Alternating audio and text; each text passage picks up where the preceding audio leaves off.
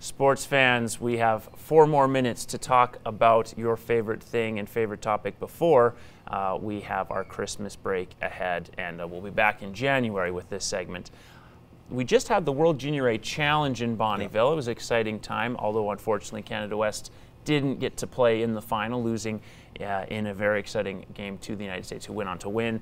But there is some more World Junior Hockey television, anyway, to look forward to in the next couple of weeks. Yeah, World Juniors back in Canada, Vancouver and Victoria, and exciting again for Lloydminster hockey fans.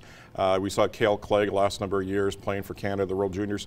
Now another Lloydminster product, Ty Smith, another defenseman. Similar kind of mold as Cale Clegg, and he's a guy that's been a standout in the Western League with Spokane. So he'll be in the World Showcase, and it's great to see. And you know what? And it doesn't really matter where we are.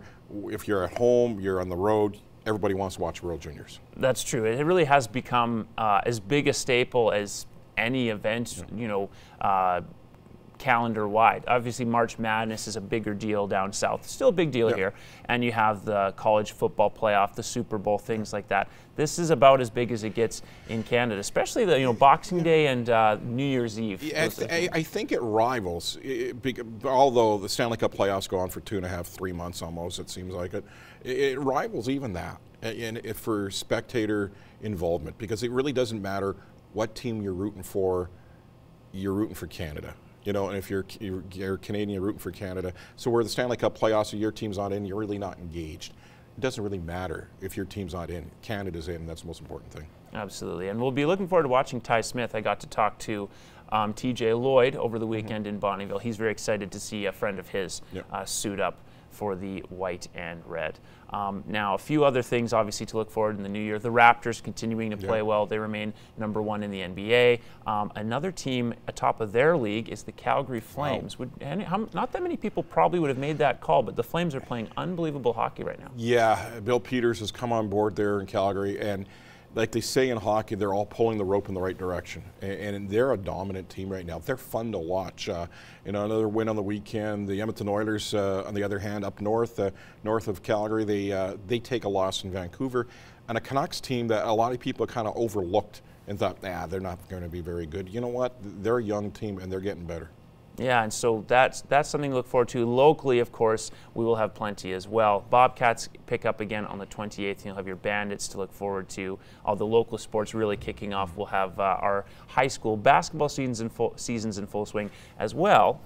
Lakeland Rustlers starting on January 3rd. Volleyball team's off to Augustana. And as we were talking about a couple weeks ago, we could see all 4 Rustler teams in the playoffs this season, which is really exciting.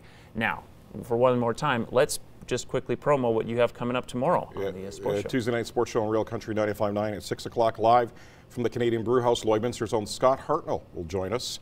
Philadelphia Flyers honoring him on Thursday, also joined by Rod Peterson, the voice of the Saskatchewan Roughriders. Rod, and I had a bit of a part of it, and a book of the history of the Saskatchewan Junior Hockey League, and Rod will be talking about that.